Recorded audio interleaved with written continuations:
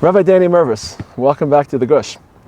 Welcome back to the Yeshiva in the mountain where you spent so many years absorbing so much Torah, so much vision, leadership, and then not only did you receive from this yeshiva, but you gave so much to this yeshiva, and you inspired so many talmidim in this yeshiva, and then you left and you tried to bring all of this Torah and all of this inspiration to the big world out there, to Australia, to the Jews of the Diaspora, now Baruch Hashem back in Israel. So welcome to the yeshiva.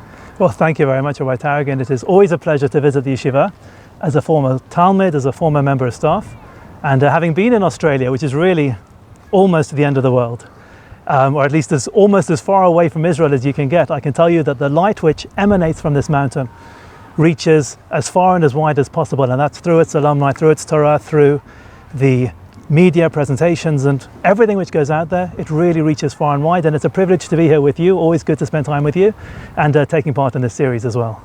And you are one of its brighter lights, so welcome. You're welcome very back. kind. So this is Parshas Beshalach. What did you take from this building that helps you understand Parshas Beshalach? You know, I cannot think about Parashat Beshalach without thinking about Rav Amital, first of all. His words on that which came following. A lot of Windsor prophecy also, go ahead.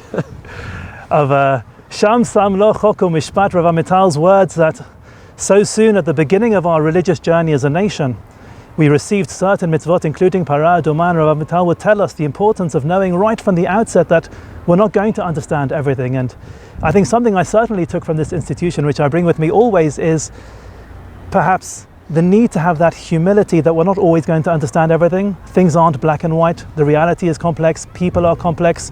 We must never stop striving to understand things and to come as close to Hashem as possible, but we have to do so with a certain awe and understanding that there will always be a limit to our human capabilities. But at the same time, as you mentioned, we have in this parasha Zeh Keli V'Anvehu, that very palpable, almost a material ability for people to point at Hashem and say Zeh Keli, the clarity of that revelation which they had at the Yam Suf, which the Midrashim tell us that they're a shifcha, a simple maidservant saw by the sea, something which some prophets, or any of the prophets, didn't manage to see. And there's a particular image which, for me as an alumnus of this institution, is very close to my heart and clear in my mind, which is, it comes from a trip I once took with Rav Yaakov Meidan to America and Canada. And along the way we visited the Niagara Falls.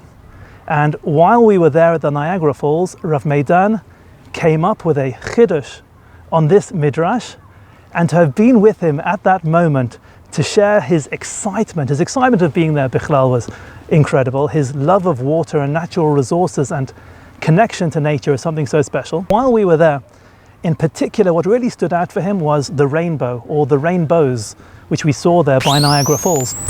And that for him struck a connection in his mind to the prophecy of Yechezkel, where the climax of that prophecy is that the ability to perceive Hashem reaches this point where it is like a rainbow in a cloud, in a rain on a rainy day.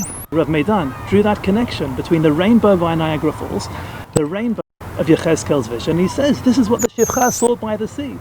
There by the Yam Suf we had the clouds which were emerging up from the water, the many droplets of rain, and the sun shining through, which fragmented and created these beautiful rainbows with a boldness and a clarity which was even clearer, representing an even clearer revelation of Hashem than that which our greatest prophets were able to achieve. The rainbow from Noach makes its return in Beshalach. It does, and in particular I think there's meaning that it's a rainbow which comes out of a cloud. It's something which Avi Mori, my father, likes talking about, which is that the beauty of a rainbow is only able to emerge once you had that rainy day and you have that cloud. And it can be a real source of chizuk for individuals or for the world at the moment. We're going through some cloudy and difficult times. There's a lot of darkness out there. And certainly the tefillah is, without glossing over the pain and the hardship, the tefillah is that what will emerge is the brightest, the most colorful and clearest possible revelation of Hashem in this world. We mentioned the rainbow, so modern physics has taught us a little bit more about rainbows that classic Mepharshim couldn't possibly have access to. A rainbow is a prism through which light is broken. All the colors of the spectrum are broken, and you see all the colors, but normally all the colors are there, but you don't see them because they're omnipresent, they're ubiquitous. So the rainbow is a metaphor for something invisible because it's ubiquitous and omnipresent. That's why it's a metaphor for HaKadosh Baruch Hu. You can't see HaKadosh Baruch Hu because he's everywhere. So the rainbow reminds us it's because you can't see something doesn't mean it's not there. You can't see all the colors, and the rainbow says the colors are all there. For 10 years here at Yeshivat Har Etzion, I had the most enjoyable chavruta together with Rav Hillel Rahmani. On or off, for the 10 years I was in the army for a certain period of time, and we studied the writings of Rav Kook, but we discussed them in English. The aim being that I could learn the writings of Rav Kook and he'd be able to learn English, and he came out with the most tremendous English, and No doubt it. I think I have some understanding of the Torah of Rav Kook. And what you described now regarding the rainbow reminded me of so much of Rav Kook's Torah, or the origins of Chassidut or Kabbalistic thought, where you have that one original united light through a process of fragmentation, through shvira, is broken up into smaller pieces, and really to a large extent that's what we're able to see from our human perspective in this world. But the ultimate goal and the ultimate vision is one of reuniting the world and bringing us back to that place of that original unbroken light. But there's something I'd like to ask you, because I learned much of the writings of Rav Kook here in the yeshiva, and I think when you learn Rav Kook, it's not just about the concepts which he shares. I think there's a certain thought process, a certain model of thought which lends towards coming together with synthesis and unity. And I find that when teaching the writings of Rav Kook in the Diaspora, it's not always so easy to do. You don't only need to translate the language, but you also need to translate the way of thinking. It's just a completely different mind process. If you'd bring a Diaspora audience a dialectic concept, perhaps that's easier for them to grasp. But do you feel, perhaps you would disagree with me, that there's something in Torat Eretz Yisrael where there's a different way that people think? About Rav Kook or in general? Obviously there's a different way people think in general. Religion is starting to extend beyond the classic and formal rituals and ceremonies that have aggregated over the last 2,000 years. So people in Eretz Yisrael have more confidence. We're back home. We're not fighting this wave of assimilation. We're not fending off the crusaders. We're not fending off the attackers. We're home. And when you're home, you take your shoes off, you put your slippers on, try on a new pair of slippers, try your wife's casserole. So people are experimenting with new, what does it mean to be connected to the land? How can I draw religious inspiration from topography, from geography, from spirituality that isn't expressed through Torah and mitzvos in the classic sense? So I think there's more of an experimentation, more of a curiosity, which is built upon a confidence. When you're confident, you feel more emboldened to explore. In terms of Rav Kook, Rav Kook, first of all, it's poetry, it's not prose. As you said, that's what made your chavrusa with Rav Hillel so ambitious. To translate to English, a lot gets lost in the translation. Something you have to read, like Rav Sachs. When you read Rav Sachs, I counsel people, read it slow. Read 2-3 pages at a time, because if you read too much, you'll miss the point. You may get the bullet points, but the language is so mellifluous and so eloquent, and the ideas and the form and substance. Similarly with Rav Kook. Rav Kook also spoke about how Rav Kook is panoramic. It's panoramic. It means that we're not just here on a mountain in the year 2022 discussing particular events, but we're part of larger worlds, as you said, a Kabbalistic framework for his writing, and we're part of a time surge of the beginning of history, the end of history, the redemptive process. We're all part of that movement. For him, secular Zionism was just a stage in a evolution towards complete spiritual acceptance of HaKadosh Baruch Hu. It's a little harder in Chutz La'aretz to feel that timing. I think when you live in Israel, you feel you're on a mountain at a certain point of time, connected right out there is Maras HaMachpelah, people before you, paving mountains, paving roads of people that will come in your wake. Obviously you can feel that anywhere, but here it's saturated in the air. And when you take that out of Rav Kook, you're sucking some of the oxygen out of what Rav Kook meant. So, but it's certainly something I feel is a way to draw people back into that historical consciousness, that you're part of a story, you're part of a surge and a process. So, but when you talked about water before, so the beginning of the parsha talks about water, the Yam Suf, water that stands at attention. The end of the parsha talks about people looking for water, and very thirsty for water. They're constantly complaining, constantly bickering. But the early stage, they're not complaining as much as they're thirsty. They're just, at the end, they're complaining, where's the water? Moshe has to hit the rock. But at this point in the early parsha, when they get to Elim, when they get to Mara, they're just thirsty and they're bitter. And they went 3 days without water. And Chazal, this is the point that Chazal draw that analogy between water and Tara in Mayim el Tara, which is really the first time in the Tara. It happens again in Hazinu.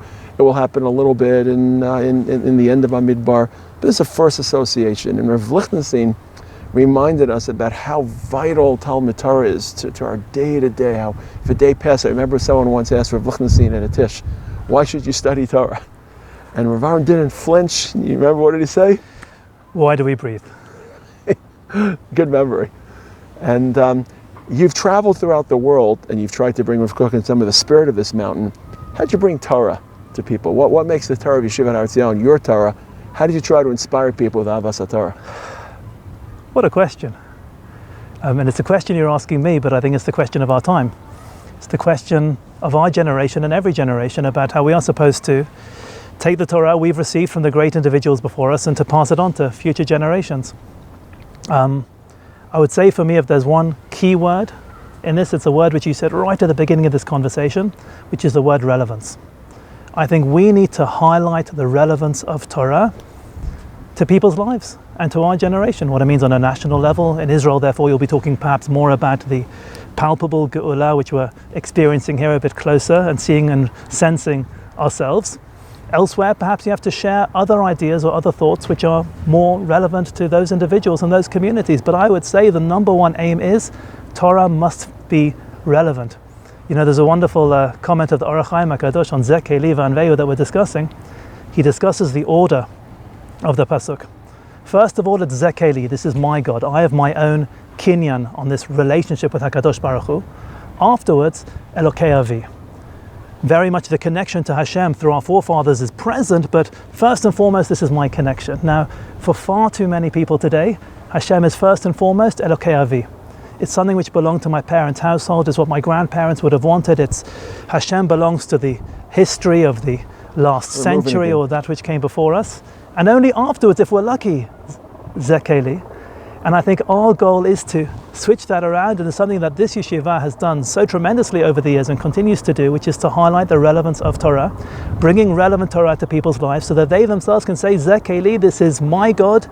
I personally identify with this Torah. This speaks to me, it speaks to my life, whether I'm involved in education or any other field of human industry. I think it's really that relevance which is so key and so pertinent. It's a double-edged sword. And I think what we have to protect as Rabbanim and as talmidim of this yeshiva is on the one hand to struggle to fuse Torah to 2022, to current events in Australia, to current events in Israel, as you said. And Rav Amital he had phrases, and those phrases are etched into our imagination. He called it, remember, relevantiut. And he would say it almost with chazanas, because he was a chazan. Yeah. And just hearing that word roll off of his tongue, same word that everyone used, you could look up in a dictionary, but for Rav Amital, there was a mentality, it was a mental space. But the trick is that Torah has its own relevance also. So when we learn a sugya about shtaros, or a sugya about shorshan agachas apara, or a sugya about migo dezachil and nafshe, which I'm teaching now, it's hard to tether that, well, no one's going to encounter, no one's writing a Talmudic shtar anymore, no one's operating on migo and without beit din, but it's the word of HaKadosh Baruch Hu, and that's next week's parsha. And it's on the mountain up in Shamayim with billowing smoke, impenetrable, but it's the will of HaKadosh Baruch Hu.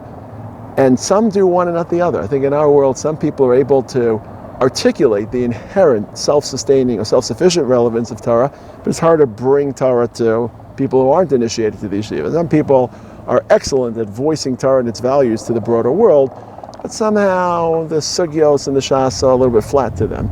And I think what you represent, and I think we try to represent, is those two poles of relevancy. I understand what you're describing and I identify with it in terms of the two poles. I think people are intelligent and people can sense when something is genuine or not. And therefore, ultimately, people will tell if the deliverer of the message of Torah is speaking from a place of a sincere and genuine connection to authentic Torah or not. And therefore, I think while you are describing two poles, I think there is a space for a relevance, not just the inherent relevance, but something which emerges from the inherent relevance of Torah. If we take, for example, that experience with Rav Meidan, there by Niagara Falls. So we're on a trip, and he told me, when we're on the plane on the way to America, I've got one aim for this trip. What's the aim? He says, I want every single crowd that I address to know that Yetziat Mitzrayim is not just something which happened 3,300 and something years ago.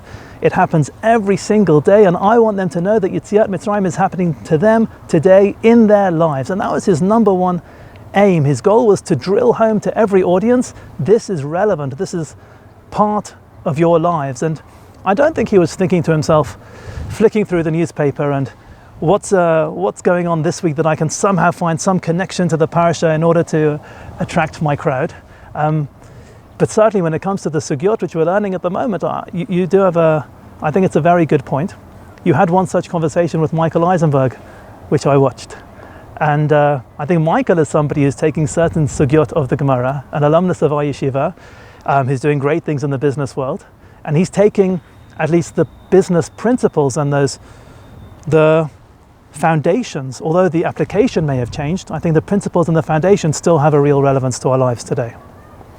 Okay, so obviously there's something in the Mirvis family. There's a Mirvis gene about becoming important and influential rabbis across the globe.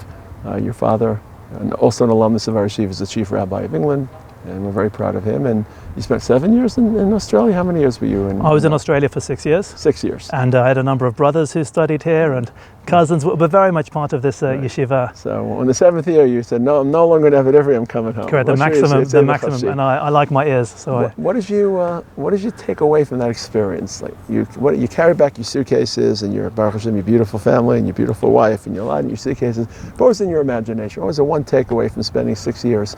An incredible community, one that I'm close with, one that I have tremendous fondness for. Came back a different person. What was it? Can you put your... The Australian Jewish community is an exceptional community. The Melbourne Jewish community in particular, and Mizrachi Melbourne, is simply the best. Sydney also. I know, but I was involved in Mizrachi Melbourne. It really is an amazing community with tremendous people. And I think ultimately the major connection that you bring back with you from such an experience is the people, and the people who you, Baruch Hashem, had the opportunity to influence. You hope that you have a continued influence and you maintain a kesher wherever relevant and wherever possible. But you know, there's a challenge in shlichut, which is the knowledge that one day you're going to come home, and now I'm home. And if in this week's parasha we have Az Yashir Moshe, with Moshe leading the song, towards the end of Moshe's career, we have Az Yashim Yisrael, without Moshe. The people are singing themselves without their leader there. And certainly my aim was, with the knowledge that I was returning, that the community shouldn't be overly dependent on me, and it shouldn't be Danny-centric. But really, I think what's important for everybody in every educational role, and certainly on shlichut, where it's that much more accentuated, is to have that awareness that you're not going to be there forever. And your aim is to connect people to something greater than yourselves, that they can sing the song without you. Perhaps at the beginning of the journey, Moshe needs to sing and they need to respond, and phrase by phrase he needs to tell them what to do. But ultimately our role is to make ourselves redundant and to take a step back and to allow people, like I said before, to have their own independent relationship with HaKadosh Baruch Hu. And that's something which I hope I was able to contribute towards in my years in Australia. As you were speaking, I was thinking a lot about a word that always haunts my consciousness as a Rebbe. I've been here, thank God, for 30 plus years, and we really try to create an education of empowerment. In the end, it's religion, and religion is instruction, and instruction is obedience, and it's submission to a set of values and to a world outlook. But some educational models, religious educational models, are very imposing, very impositional. Mm-hmm. And some people want to need that, and that's certainly a successful formula. But you don't unleash people's talent, and you don't liberate their own capacity, and you become their identity rather than emboldening and accentuating their own identity. It's something that I think we all picked up here. Our Rosh Yeshivas pleaded with us: don't mimic us, don't imitate us, don't worship us, just be inspired by us, and then try to express your own star and your own. Remember, Rav Amital once said, it was a fascinating story. It was Erev Shabbos afternoon. We were celebrating Rav Lichtenstein's 70th birthday, I think. It was Erev Shabbos in Yerushalayim. It was in Bnei Akiva, the great synagogue. It was in the great synagogue, and Rav Amital was the last speaker, as he always was. And of course, all the previous speakers took more than their allotted time. So now it's 3:30 on a hot Friday afternoon without air conditioning, and Rav Amital's going to get up and talk for another half an hour. He got up and said one sentence. He said, Rav Lichtenstein, Ani agid lecha ma havdel ben chalav ein shar rabbanim. Tell you the difference between you and other rabbanim. Shar rabbanim rotzim chasidim. Torat said talmidim. Other people want chasidim. You want talmidim. Ma havdel ben chasidim letalmidim. Chasidim makshivim lekol davar sherav amer. Chasidim listen to everything the Rebbe says. Talmidim makshivim l'shum davar sherav. Be a talmid, you have to have your own voice. Thank God you have your voice, and it's spreading wide, and it's spreading through now the hills of our homeland and beyond. And Hashem should amplify that voice, and Hashem should help you and give you the strength and the vision and the courage to continue to lead our people. So thank you for coming. Thank you very much. Always great to be here. Come back again.